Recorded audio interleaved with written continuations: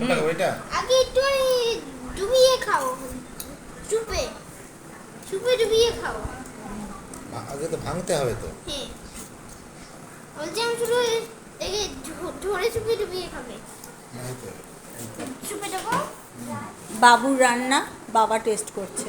হ্যাঁ, খাও।